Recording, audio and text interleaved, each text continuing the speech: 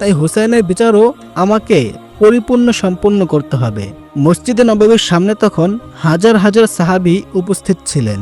অনেকের চোখ ভরে দাঁড়ালো অশ্রুতে। প্রত্যেকের মনে শোনা যায় একই প্রশ্ন, ওমরের বিচারের কঠোরতা কি হুসাইনের উপর প্রয়োগ করা হবে? কেউ কেউ স্মরণ করিয়ে দিলেন, এক সামান্য অপরাধে আবু সাহামাকে চাবুক মারা পর্যন্ত হয়েছে। যদি সেই চাবুকের আঘাত হুসেনের শরীরেও পড়ে তাহলে নবীর সাহাবীগণ তা কিভাবে সহ্য করবে? এই আশঙ্কায় উপস্থিতদের মধ্যে গভীর হতবাক ও উত্তেজনা ছড়িয়ে পড়ল। ঠিক তখনই হযরত ওমর রাদিয়াল্লাহু তাআলা আনহু হযরত হুসাইন রাদিয়াল্লাহু তাআলা আনহুকে সামনে ডেকে দাঁড় করালেন এবং বললেন, তুমি নাকি আব্দুল্লাহকে গোলামের বাচ্চা বলে গালি দিয়েছ। যদি তুমি এর সঠিক ব্যাখ্যা করতে না পারো তবে কঠোর শাস্তি হবে।